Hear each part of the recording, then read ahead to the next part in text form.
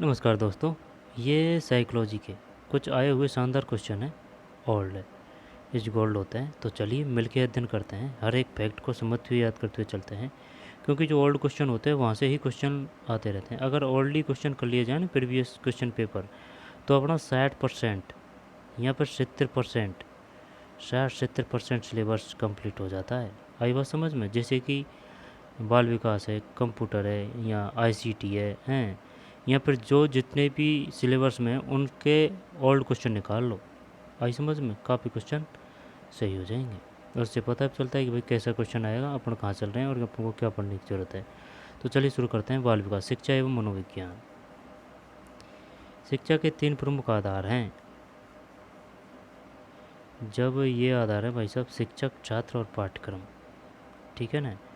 शिक्षक, छात्र एवं पाठ्यक्रम। शिक्षा के 3 प्रमुख आधार हैं: शिक्षक, छात्र एवं पाठ्यक्रम। जॉन डीवी के अनुसार शिक्षा एक त्रिमुखी प्रक्रिया है, जिसमें अध्यापक, छात्र के साथ साथ पाठ्यक्रम भी शामिल किया जाता है, क्योंकि पाठ्यक्रम के अभाव में शिक्षण कार्य पूर्ण नहीं हो सकता है। शिक्षा मनोविज्ञान का अध्ययन अध्यापक को इसलिए करना चाहिए ताकि इसकी सहायता से अपने शिक्षण को अधिक प्रभावशाली बना सके। शिक्षा मनोविज्ञान का अध्ययन अध्यापक को इसलिए करना चाहिए, इसकी सहायता से अपने शिक्षण को अधिक प्रभावशाली बना सके। शिक्षा मनोविज्ञान का अध्ययन अध्यापक को इसलिए करना चाहिए ताकि इसकी सहायता से अपने शिक्षण को अधिक प्रभावशाली बना सके। सही है। शिक्षा मनोविज्ञान अध्यापक को सम्यक दृष्टिकोण प्रदान करता है।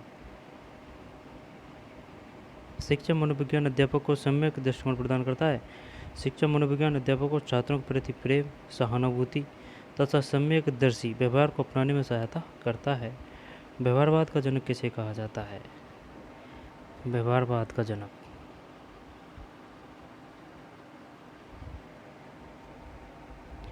वाटसन होना चाहिए भाई, वाटसन।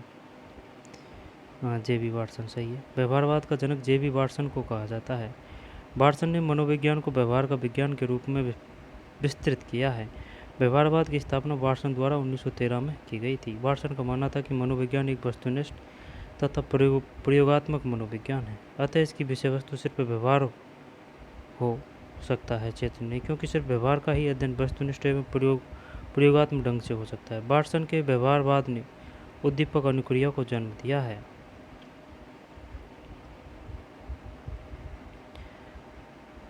व्यवहारवाद का जनक जेबी वाटसन को कहा जाता है। ठीक, वाटसन ने मनोविज्ञान को व्यवहार का विज्ञान, देखो वैसे वाटसन, वैसे व्यवहारवाद, वैसे वे वाटसन द्वारा 1913 में की गई थी। किसकी? वाटसन, व्यवहारवाद की स्थापना। वाटसन का मानना था कि मनोविज्ञान एक वस्तुनिष्ठ तथा प्रयोगात्मक मनोविज्ञान है, अतः इसकी विषय वस्तु सिर्फ व्यवहार हो सकता है, चेतन, क्योंकि सिर्फ व्यवहार का ही अध्ययन वस्तुनिष्ठ एवं प्रयोगात्मक ढंग से हो सकता है। वाटसन के व्यवहारवाद ने उद्दीपक अनुक्रिया को जन्म दिया। मनोविज्ञान का आधुनिक अर्थ क्या है? आधुनिक है चेतना का या वर्ताव का? हैं? वर्ताव का कर दें क्या? बर्ताव का अध्ययन, ये अलग वर्ड दिया है घुमा फिरा के, बात वही है। बर्ताव का अध्ययन, व्यवहार का अध्ययन। वर्तमान समय मनोविज्ञान को किसका विज्ञान कहा गया है? व्यवहार का। मनोविज्ञान के मतवाद समूह, उनके समर्थकों की सूची नीचे दी गई है। मनोविज्ञान का मतवाद समर्थकों का नाम। जब कौन सा है इसमें?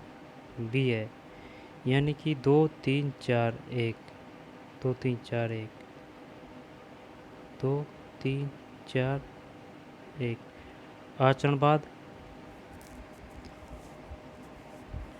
आचरणवाद, स्किनर। मनोविश्लेषणवाद, फ्रायड। समग्रतावाद है, समग्रतावाद वर्दीमर। रचनात्मकतावाद वाइगोस्की। जब आचरणवाद मनोविज्ञान का मतवाद, समर्थकों का नाम। जब आचरणवाद है स्किनर का, ठीक है। मनोविश्लेषण फ्रायड, कोई दिक्कत नहीं। समग्रतावाद वर्दीमर, समग्र वर्दीमर। रचनात्मकतावाद वाइगोस्की। सामाजिक भी है वाइगोस्की का, ठीक है ना।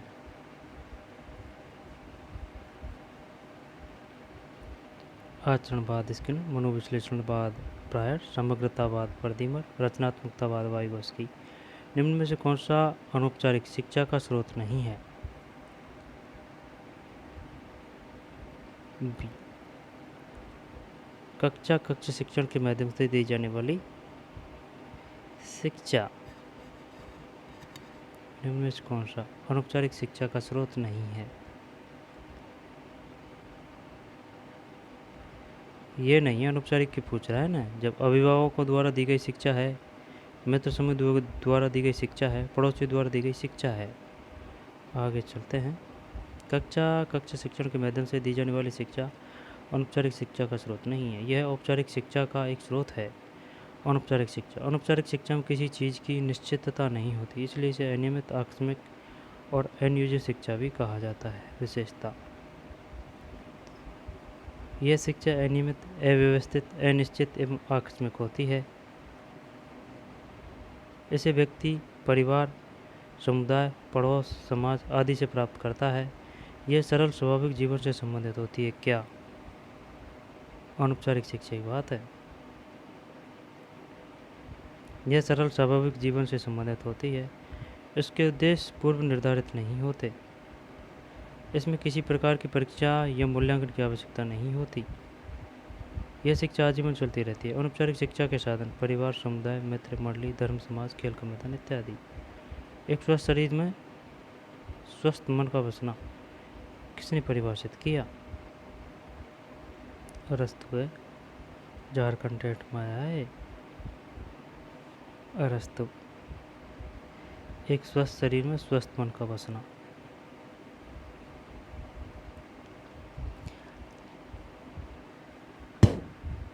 एक स्वस्थ शरीर में स्वस्थ मन का बसना, यह अरस्तु ने परिभाषित किया है।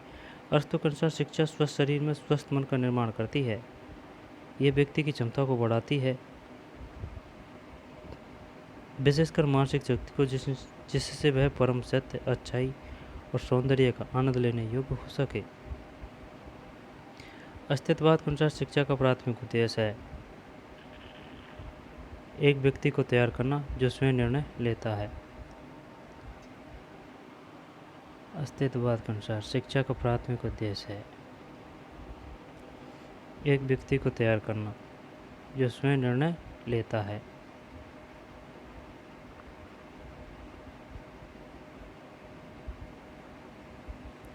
अस्तित्ववाद के अनुसार शिक्षा का प्राथमिक उद्देश्य एक व्यक्ति को इस प्रकार से तैयार करना जो स्वयं निर्णय लेता हो।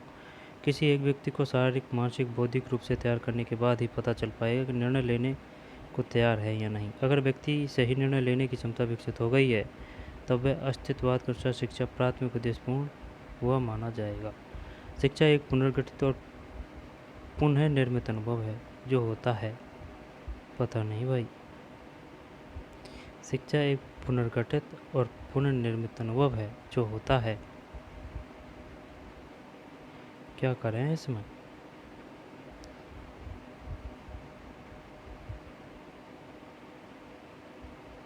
निरंतर या फिर औपचारिक? निरंतर। चल डी करते हैं, हमें देख लें क्या है इसमें। डी सही है यार, अपना सही है भाई। निरंतर। शिक्षा एक पुनर्गठित और पुनः निर्मित अनुभव है जो निरंतर होता रहता है। प्रत्येक व्यक्ति कुछ न कुछ निरंतर सीखता रहता है। शिक्षा का प्रभाव जीवन के प्रत्येक क्षेत्र में दिखाई देता है। मनुष्य शिक्षा द्वारा अपने जीवन में नित्य नए नए अनुभव प्राप्त करता है तथा उनसे नई नई बातें सीखता है। इस प्रकार शिक्षा का कार्यक्रम निरंतर चलता रहता है। अतः निरंतरता शिक्षण का एक महत्वपूर्ण लक्षण है। निरंतरता।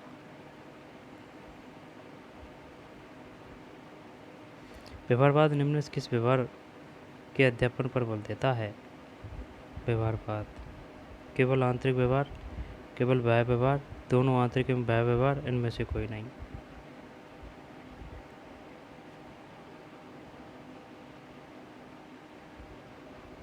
व्यवहारवाद।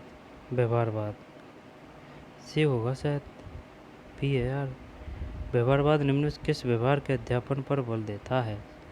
ओनली वह व्यवहार। व्यवहारवाद केवल वह व्यवहार के अध्यापन पर बल देता है। व्यवहारवादी उपागम इस मान्यता पर आधारित वातावरण मानव व्यवहार का निर्धारक होता है।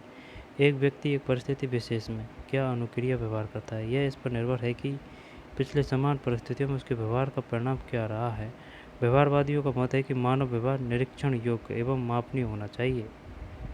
व्यवहारवादियों का मत है कि मानव व्यवहार निरीक्षण योग्य एवं मापनीय होना चाहिए। साथ ही उनका यह भी मत है कि व्यवहारवादी क्रियाएं दीपक अनुक्रिया पुनर्वलन की क्रमिक पुनरावृत्ति द्वारा सीखने का परिणाम होती है। व्यवहारवादियों का मत है कि मानव व्यवहार निरीक्षण योग्य एवं मापनीय होना चाहिए। साथ ही उनका यह भी मत है कि व्यवहारिक क्रियाएं उद्दीपक अनुक्रिया और पुनर्वलन की क्रमिक पुनरावृत्ति द्वारा सीखने का परिणाम होती है। व्यवहारवादियों की मान्यता है कि मानव व्यवहार प्राय सीखे गए होते हैं। मानव व्यवहार प्राय सीखे गए होते हैं एवं मानव व्यवहार प्राय परिस्थितियों एवं वातावरणीय कारणों पर निर्भर करता है। ये बहुत बड़ी बात है भाई। व्यवहारवादियों की मान्यता है कि मानव व्यवहार प्राय सीखे गए होते हैं। ये तो है नहीं कि भाई वो व्यवहार सीखा है कि यार उसका तो बढ़िया व्यवहार है, तो वो उसने वातावरण से ही सीखा है, तो उसको ही कहते हैं सीखे हुए को। एवं मानव व्यवहार प्राय परिस्थितियों एवं वातावरणीय कारकों पर निर्भर करता है। किस मनोविज्ञानी के द्वारा प्रथम मनोविज्ञानी विलियम बुंट सही है स्थापित की गई? प्रथम मनोवैज्ञानिक प्रयोगशाला विलियम बुंट द्वारा 1879 में 1879 में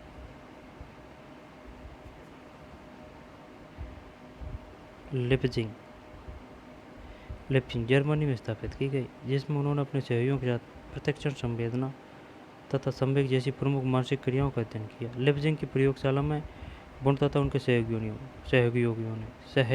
मनोविज्ञान की विभिन्न समस्याओं पर उल्लेखनीय प्रयोग किए, जिससे समय अभिक्रिया विषय प्रयोग विशेष रूप से महत्वपूर्ण है। नोट: विलियम बुंट को प्रयोगात्मक मनोविज्ञान का जनक कहा जाता है। विलियम बुंट को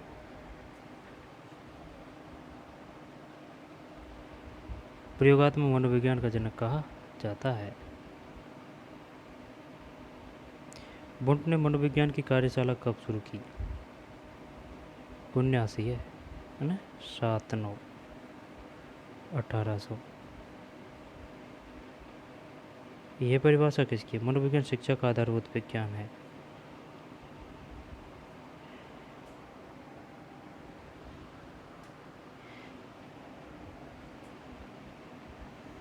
स्किनर है शायद, हाँ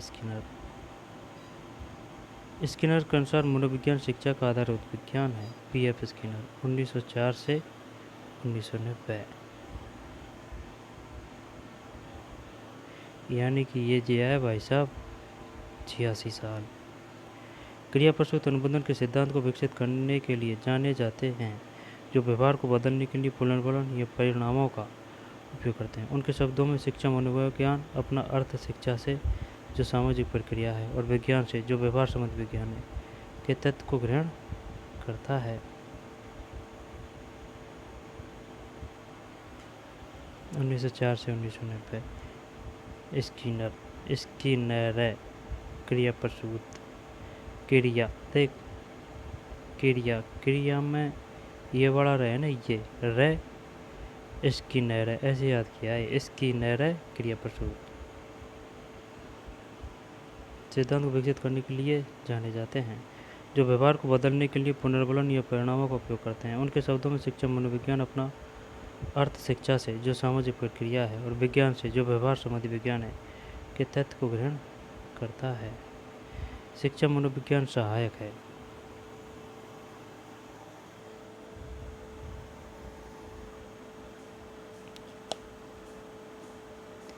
सर्वांगीण विकास में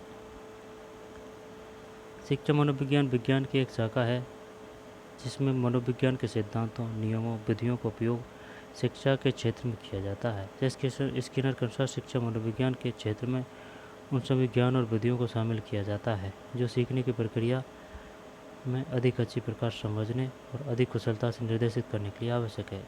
तथा उनके सर्वांगीण विकास में सहायक होते हैं।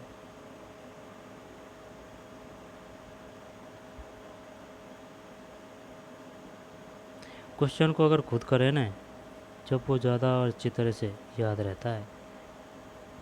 व्यवहार अध्ययन के लिए कौन सी विधि अत्यधिक वैज्ञानिक और वस्तुनिष्ठ है? कौन सी विधि अत्यधिक वैज्ञानिक और वस्तुनिष्ठ? व्यवहार अध्ययन के लिए, व्यवहार अध्ययन के लिए जब केस स्टडी बेस्ट है भाई। प्रयोगात्मक विधि, प्रयोगात्मक विधि एक वैज्ञानिक विधि है। इससे प्राप्त निष्कर्ष वस्तुनिष्ठ, विश्वसनीय तथा वैध होते हैं। अच्छा, प्रयोगात्मक विधि केस स्टडी नहीं है। इस विधि में परिस्थितियों पर मनोवैज्ञानिक का नियंत्रण रहता है, मनोवैज्ञानिक का। इसलिए इस विधि के कार्य कारण संबंध स्थापित किए जा सकते हैं। अतः प्रयोगात्मक विधि व्यवहार का अध्ययन करने का सबसे वैज्ञानिक और उद्देश्यपूर्ण तरीका है। निम्न में से कौन सा एक प्रयोगात्मक विधि का आवश्यक अवयव है? व्यवहार का परीक्षण।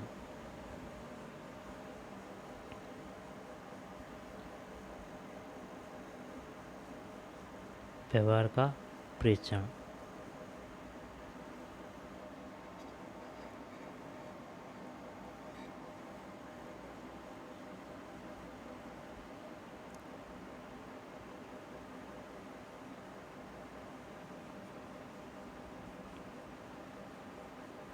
चरों के बीच संबंध दर्शाने वाला कथन है। पता नहीं भाई। मापन अगर देखी जाए तो देख, चरों के बीच संबंध दर्शाने वाला कथन है। मापन, वस्तुनिष्ठता, नियंत्रण, परिकल्पना। बात कर रहा है चरों के बीच, परिकल्पना है भाई। चरों के बीच संबंध दर्शाने वाला कथन परिकल्पना कहलाता है। परिकल्पना शब्द परि प्लस कल्पना से मिलकर बना है। परि का अर्थ चारों ओर तथा कल्पना का अर्थ चिंतन। इस प्रकार परिकल्पना से तात्पर्य किसी समस्या से संबंधित समस्त संभावित समाधान पर विचार करना। परिकल्पना किसी भी अनुसंधान का दूसरा महत्वपूर्ण स्तंभ है। कर्लिंगर परिकल्पना दो या दो से अधिक चरों के मध्य संबंधों का कथन मानते हैं।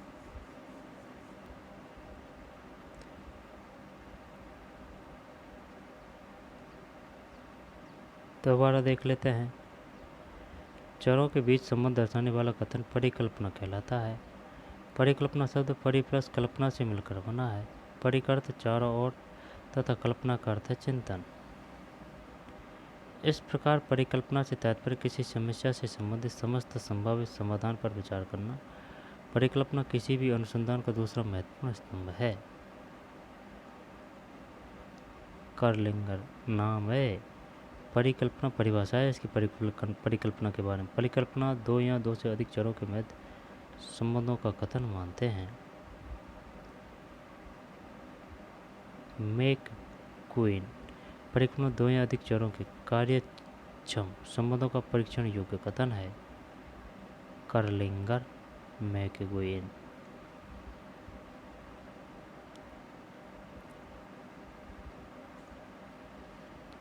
परिभाषा ये टफ नहीं होती है, बस इसमें भारी भरकम शब्द होते हैं जो समझ में कम आते हैं, यानी कि उनका अर्थ नहीं पता चलता है अपन को। जब अर्थ नहीं पता चलता है तो वो समझ में कैसे आएगा, बात वही है।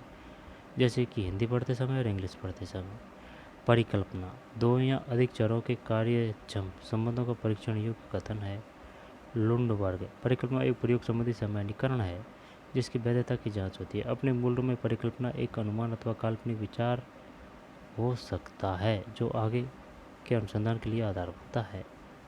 परिकल्पना एक प्रयोग संबंधी सामान्यीकरण है जिसकी वैधता की जांच होती है। अपने मूल रूप में परिकल्पना एक अनुमान अथवा काल्पनिक विचार हो सकता है। अनुमान अथवा काल्पनिक विचार हो सकता है जो आगे के अनुसंधान के लिए आधार बनता है। मनोवैज्ञानिक प्रयोग का प्रमुख उद्देश्य होता है प्रभाव संबंध का कारण पता चलता है।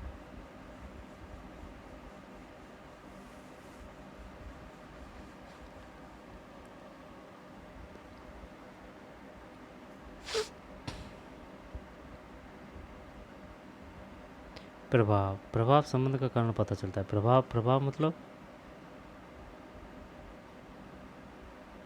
मनोविज्ञान प्रयोग का मुख्य उद्देश्य प्रभाव संबंध का कारण पता करना होता है।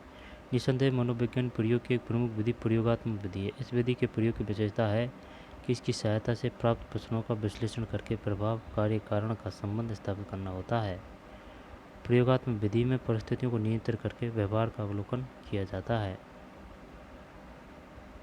किसी ने कहा है कि शिक्षा मनुष्य की अंतर्निहित शक्तियों का प्रकटीकरण है।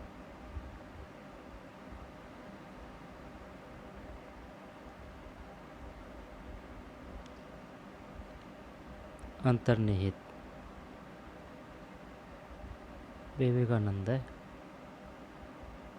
शिक्षा मनुष्य की अंतर्निहित शक्तियों का प्रकटीकरण है। सही है। अरस्तु के अनुसार स्वस्थ शरीर में स्वस्थ मस्तिष्क का निर्माण करना ही शिक्षा है। स्वामी दयानंद के अनुसार शिक्षा मानव जाति के विकास के लिए सर्वोच्च और सबसे महत्वपूर्ण नैतिक प्रक्रिया है। जेम्स ने शिक्षा को आचरण की अर्जित आदतों और व्यवहार की प्रवृत्तियों के संगठन के रूप में परिभाषित किया है।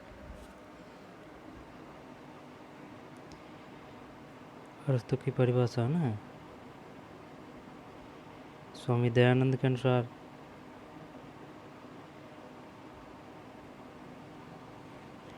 जेम्स ने शिक्षा को आचरण की अर्जित आदतों और व्यवहार की प्रवृत्तियों के संगठन के रूप में परिभाषित किया है।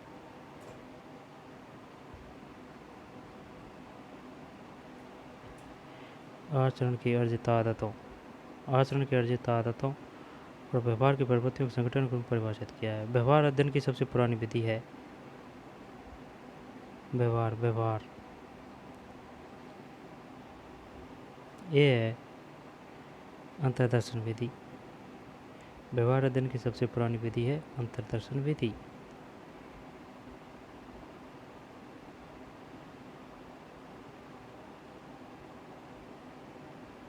व्यवहार अध्ययन मनोविश्लेषण नहीं है, प्रयोगात्मक नहीं है। ये पुरानी पूछ रहा है। प्रयोगात्मक तो वेस्ट है लेकिन वर्तमान में लेकिन नहीं है। ये पूछ रहा है पुरानी। अंतर्दर्शन विधि। व्यवहार अध्ययन की सबसे पुरानी विधि अंतर्दर्शन विधि है। इस विधि में स्वयं के व्यवहार का अवलोकन किया जाता है। यह अपने मन की स्थिति के बारे में जानकारी प्राप्त करता है। यह आत्म अवलोकन या किसी भी मनोस्थिति के बारे में जानकारी प्राप्त करने को संदर्भित करता है। साइकोलॉजी, मनोविज्ञान शब्द का सबसे पहले प्रयोग किसके द्वारा किया गया? रुडोल्फ गोल्काय। शब्द का सबसे पहले प्रयोग जर्मन दार्शनिक रुडोल्फ गोल्काय द्वारा किया गया। 1590 में रुडोल्फ गोल्काय अपनी पुस्तक साइकोलॉजिया में सर्वप्रथम साइकोलॉजी शब्द का प्रयोग किया। साइकोलॉजी शब्द की उत्पत्ति हुई है साइको प्लस लॉगस यूनानी भाषा के दो शब्दों से। मनोविज्ञान को अंग्रेजी में साइकोलॉजी कहते हैं। साइकोलॉजी शब्द की उत्पत्ति यूनानी भाषा के दो शब्द फिजिक्स प्लस लॉगस से मिलकर बना है। फिजिक्स शब्द का अर्थ है आत्मा होता है, जबकि लॉगस का अर्थ अध्ययन होता है। अंग्रेजी शब्द साइकोलॉजी का शाब्दिक अर्थ है आत्मा का अध्ययन। आधुनिक मनोविज्ञान के जनक है विलियम जेम्स। 2017 का क्वेश्चन आ रहे हैं। विलियम जेम्स जो अमेरिकी दार्शनिक एवं मनोवैज्ञानिक थे, उन्होंने मनोविज्ञान को दर्शन शास्त्र से पृथक किया। जो एक अमेरिकी दार्शनिक एवं मनोवैज्ञानिक थे, उन्होंने मनोविज्ञान को दर्शन शास्त्र से पृथक किया था, इसलिए इन्हें मनोविज्ञान तथा आधुनिक मनोविज्ञान का जनक माना जाता है। जेम्स ने प्रिंसिपल ऑफ साइकोलॉजी पुस्तक प्रकाशित की। विलियम जेम्स ने मानव मन के अध्ययन के लिए प्रकारवादी उपागम का विकास किया।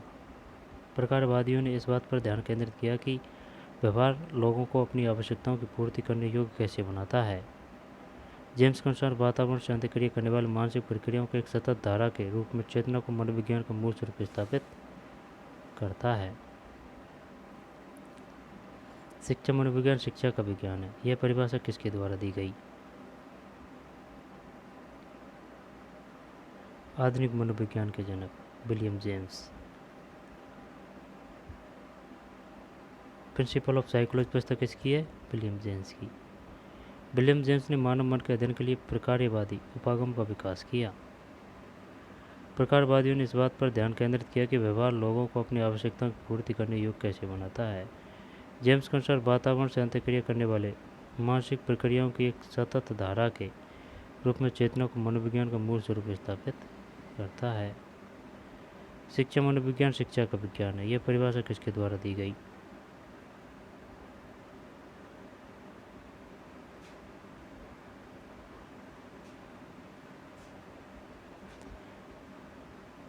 E.A. पील के द्वारा दी गई।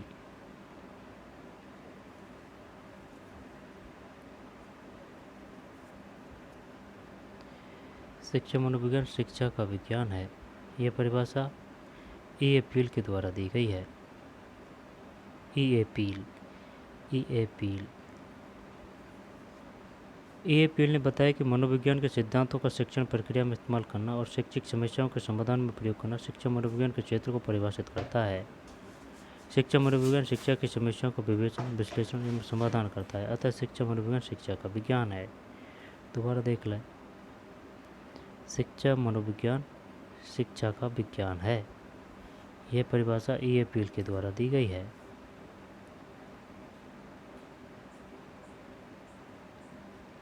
E.A. पील ने बताया कि मनोविज्ञान के सिद्धांतों का शिक्षण प्रक्रिया में इस्तेमाल करना और शैक्षिक समस्याओं के समाधान में प्रयोग करना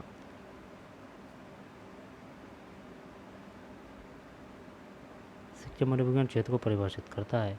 शिक्षा मनोविज्ञान शिक्षा की समस्याओं का विवेचन, विश्लेषण एवं समाधान करता है, अतः शिक्षा मनोविज्ञान शिक्षा का विज्ञान है। E.A. पील वो ये कथन भी दे सकता है कि बताइए कथन किनका है।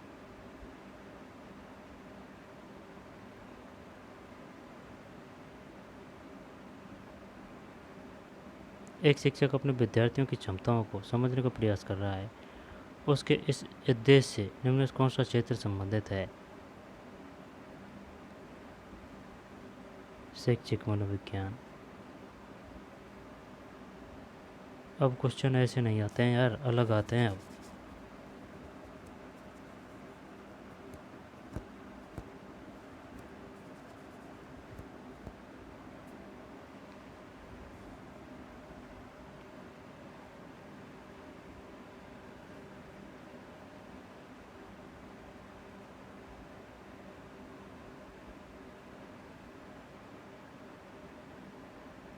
शैक्षिक मनोविज्ञान एक शिक्षक अपने विद्यार्थियों की क्षमताओं को समझने का प्रयास कर रहा है।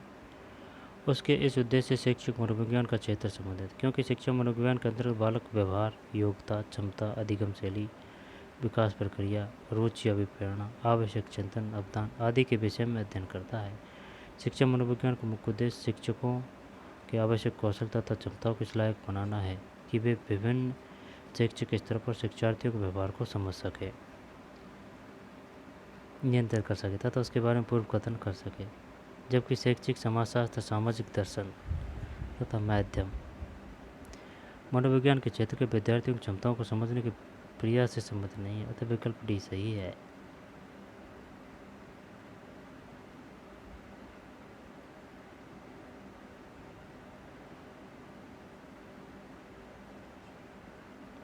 एक शिक्षक अपने विद्यार्थियों की क्षमताओं को समझने का प्रयास कर रहा है। उसके इस उद्देश्य से शैक्षिक मनोविज्ञान का क्षेत्र संबंधित है, क्योंकि शिक्षा मनोविज्ञान के अंतर्गत बालक व्यवहार, योग्यता, क्षमता, अधिगम शैली, विकास प्रक्रिया, रुचि, अभिप्रेरणा, आवश्यकता, चिंतन, अवदान आदि के विषय में अध्ययन करता है। शिक्षा मनोविज्ञान का मुख्य उद्देश्य शिक्षकों के आवश्यक कौशल तथा क्षमताओं को इस लायक बनाना है कि वे विभिन्न शैक्षिक स्तरों पर शिक्षार्थियों के व्यवहारों को समझ सके, नियंत्रित कर सके तथा उसके बारे में पूर्व कथन कर सके। जबकि शैक्षिक समाजशास्त्र, सामाजिक दर्शन तथा माध्यम मनोविज्ञान के क्षेत्र विद्यार्थियों की क्षमताओं को समझने के प्रयास से संबंधित नहीं है। मनोविज्ञान के क्षेत्र के विद्यार्थियों की क्षमताओं को समझने के प्रयास से संबंधित नहीं, अतः विकल्प डी सही है।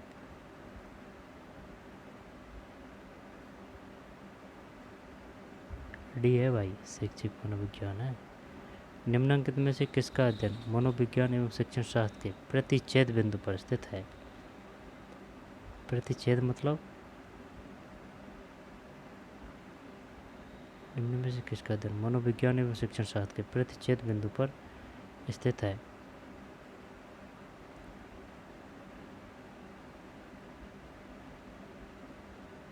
शैक्षिक मनोविज्ञान, सकारात्मक मनोविज्ञान, संगठनात्मक मनोविज्ञान, औद्योगिक मनोविज्ञान। शैक्षिक मनोविज्ञान क्या नहीं है?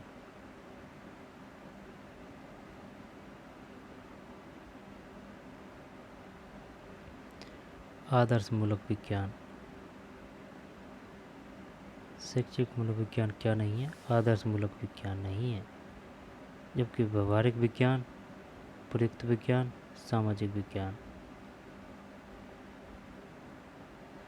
शैक्षिक मनोविज्ञान क्या नहीं है?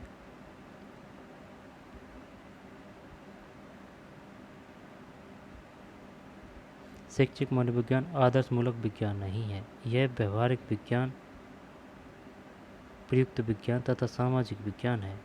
शैक्षिक मनोविज्ञान व्यक्ति के व्यवहार का तथा विभिन्न समस्याओं का अध्ययन शैक्षिक परिस्थितियों में करता है।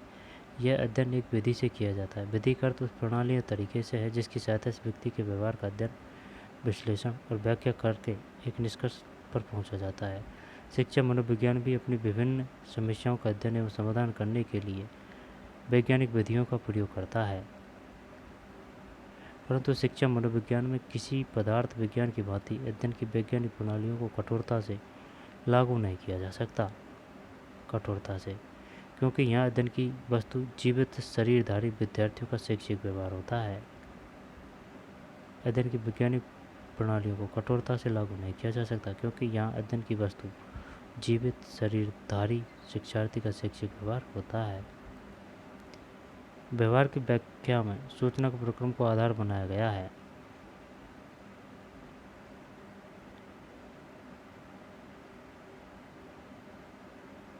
संज्ञानात्मकवाद में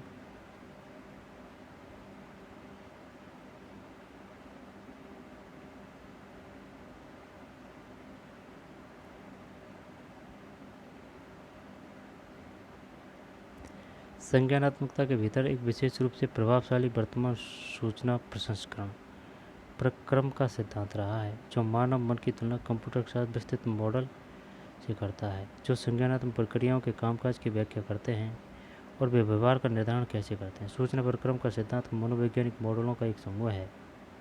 एक सक्रिय प्रोसेसर के रूप में मानव को गर्भधारण करना, जानकारी या इनपुट आप अपने वातावरण से प्राप्त करते हैं।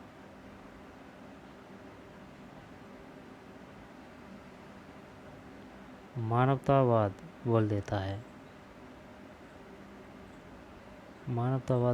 है स्वयं को। मानवतावाद स्वयं सेल्फ को बल देता है। कार्ल रोजर्स मानवतावादी और नैदानिक मनोविज्ञान में योगदान करते हैं। कार्ल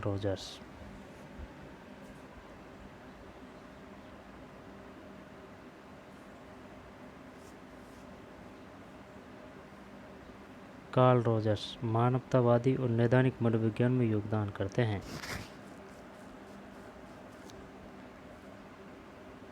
कार्ल रोजर्स कुछ अन्य प्रसिद्ध विद्वानों के बहुत करीब थे। एक मिनट, किसकी बात आ रही है? मानवतावाद बल देता है। कार्ल रोजर्स मानवतावादी और नैदानिक मनोविज्ञान में योगदान करते हैं। कार्ल रोजर्स कुछ अन्य प्रसिद्ध विद्वानों के बहुत करीब थे, जो मानवतावादी मनोविज्ञान के मौलिक विचारों की योजना के प्रभारी थे।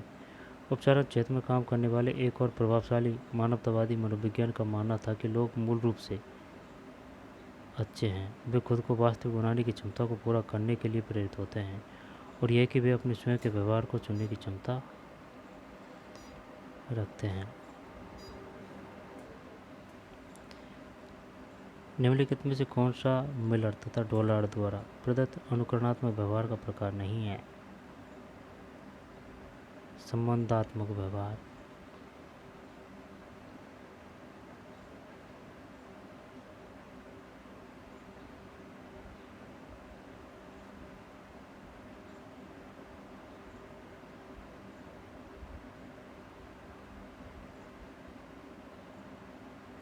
निम्नलिखित में से कौन सा मिलर तथा डोलार्ड द्वारा प्रदत्त अनुकरणात्मक व्यवहार का प्रकार नहीं है?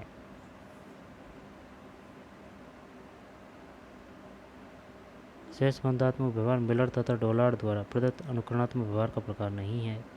बेलिस के अनुसार सहज संबंध का अभिप्राय आंकड़ों के दो या दो से अधिक विभिन्न समूह की तुलना जिससे उसके संबंध को जाना जा सके, उस संबंध की मात्रा को अंकात्मक रूप में व्यक्त किया जा सके। मन के अनुसार सहसंबंध दो चरों के बीच सन्निकटता के स्तर का एक सांख्यिकीय मापन है।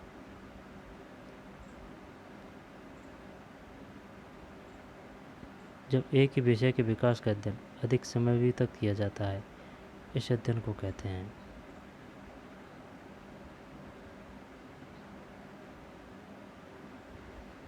बढ़िया क्वेश्चन है, किस में आया 2019 स्टेट डी है। अनुदैर्घ्य अध्ययन में एक ही विषय का अध्ययन बार बार किया जाता है जिससे किसी विषय में होने वाले परिवर्तन का पता लगाया जा सके। अनुदैर्घ्य अध्ययन एक प्रकार का सहसंबंध अनुसंधान है जिसमें अनेक चरों पर निरीक्षण और संग्रह करते हैं। शिक्षण मनोविज्ञान की वह शाखा है जो शिक्षण एवं सीखने से संबंधित है। यह कथन दिया गया है स्किनर द्वारा।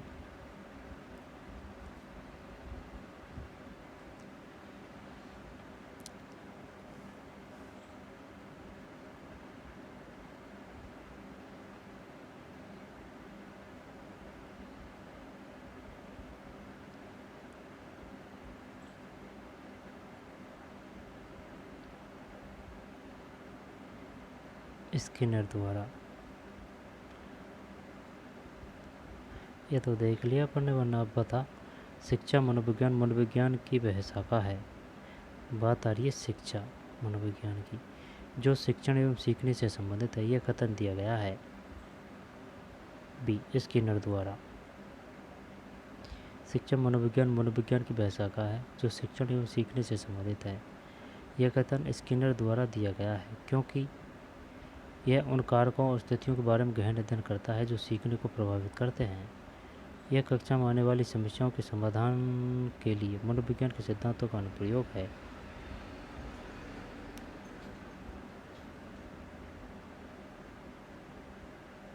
यह शिक्षार्थियों और उनके मूल्यांकन के लिए विकसित तरीकों के बीच व्यक्तिगत अंतर को समझने में मदद करता है।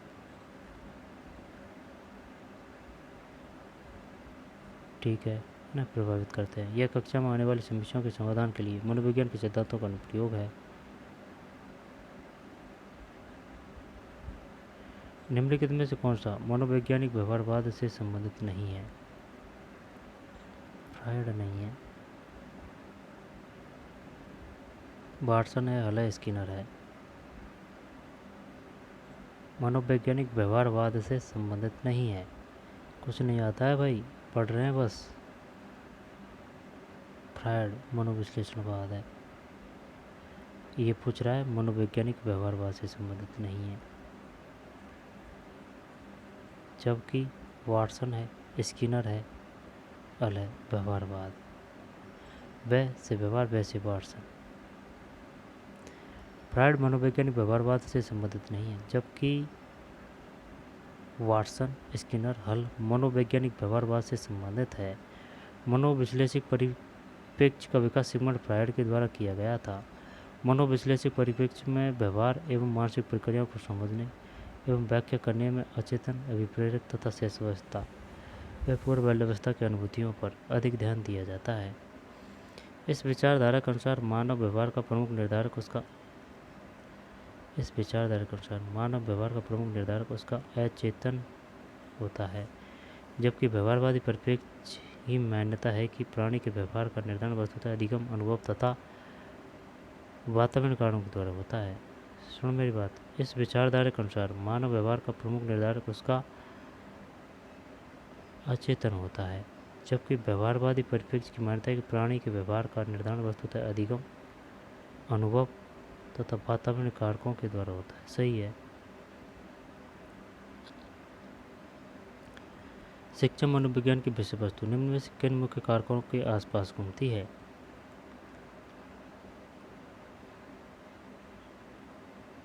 शिक्षा एवं अधिगम अनुभव, शिक्षा एवं अधिगम प्रक्रिया, अधिगम परिस्थितियाँ। ये सभी है शायद, डी करते हैं। सही है। शिक्षा मनोविज्ञान की विषय वस्तु शिक्षार्थी एवं अधिगम अनुभव, शिक्षार्थी एवं अधिगम प्रक्रिया तथा अधिगम परिस्थितियों जैसे मुख्य कारकों के आसपास घूमती है। शिक्षा मनोविज्ञान की शाखा है जो मानव व्यवहार के उन्नयन व परिमार्जन से संबंधित होती है। इसके अंतर्गत मनोविज्ञान के मूल संप्रदायों सिद्धांतों का अनुप्रयोग शैक्षणिक परिस्थितियों में किया जाता है। शिक्षा मनोविज्ञान का अध्ययन अध्यापक को इसलिए करना चाहिए क्योंकि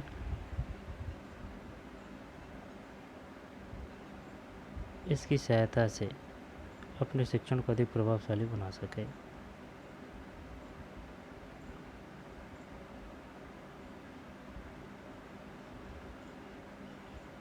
शिक्षा मनोविज्ञान का अध्ययन अध्यापक को इसके लिए करना चाहिए क्योंकि शिक्षक इसकी सहायता से शिक्षण को अधिक प्रभावशाली बना सके। शिक्षा मनोविज्ञान अध्यापक को शिक्षण सामग्री के उचित चयन तथा उसकी व्यवस्था का ज्ञान कराता है। शिक्षण कार्य में अध्यापक को अनेक समस्याओं का सामना करना पड़ता है। इन समस्याओं के निदान तथा निराकरण में शिक्षा मनोविज्ञान अध्यापक की बहुत सहायता करता है। शिक्षक अपने विद्यार्थियों की क्षमताओं को समझने का प्रयास करता है तथा उसी के अनुरूप में उसमें सुधार करने का प्रयास करता है।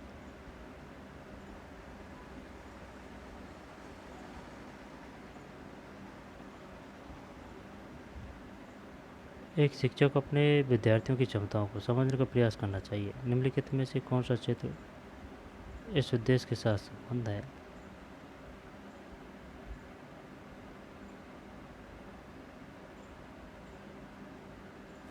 इनमें कौन सा क्षेत्र इस उद्देश्य के साथ संबंध है?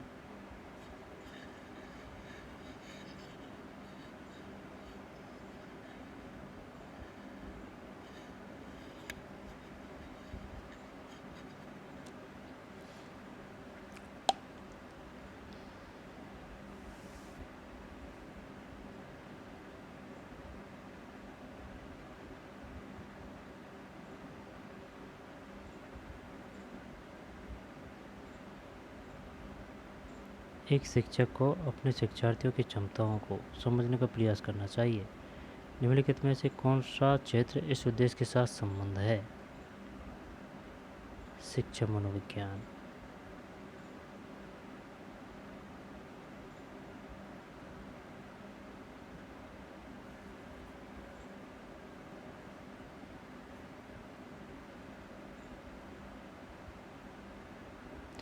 छात्र अधिगम बार्क मॉडल उनके द्वारा प्रस्तावित किया गया था।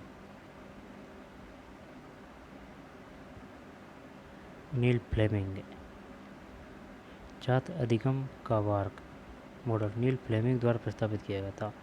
वार्क न्यूरो लैंग्वेज प्रोग्रामिंग NLP का विस्तारित रूप है।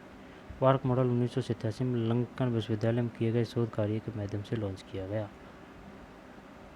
1987 में लिंकन विश्वविद्यालय में MP टेट में आए कतई नहीं आता भैया पढ़ पे तो वार्क है।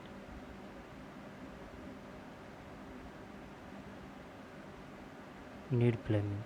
शिक्षा मनोविज्ञान की पद्धति का वर्ग कौन सा माना जाता है?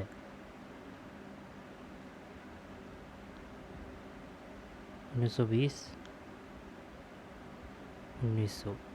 शिक्षा मनोविज्ञान का उत्पत्ति वर्ष 1900 माना जाता है। शिक्षा मनोविज्ञान का औपचारिक प्रारंभ आधुनिक काल में वर्ष 1889 से जी स्टैनले हॉल के प्रयासों से माना जाता है। स्टैनले हॉल को बाल मनोविज्ञान का अन्वेषक भी कहा जाता है। स्टैनले हॉल को थॉर्नडाइक द्वारा स्थापित कोलंबिया विश्वविद्यालय सन 1900 में शिक्षक प्रशिक्षण महाविद्यालय की स्थापना होने के फलस्वरूप शिक्षा मनोविज्ञान के अध्ययन को दृढ़ता मिली एवं शिक्षा मनोविज्ञान के स्वतंत्र रूप से अध्ययन करने का सिलसिला यहीं पर शुरू हुआ था। शिक्षा मनोविज्ञान का जनक थॉर्नडाइक को माना जाता है।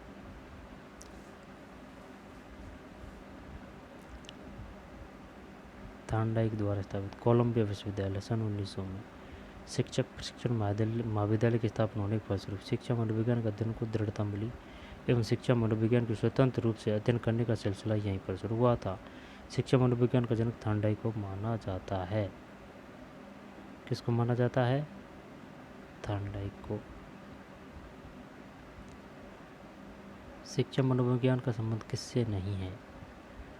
मानव व्यवहार का अध्ययन है, मानसिक प्रक्रियाओं का अध्ययन है, संचार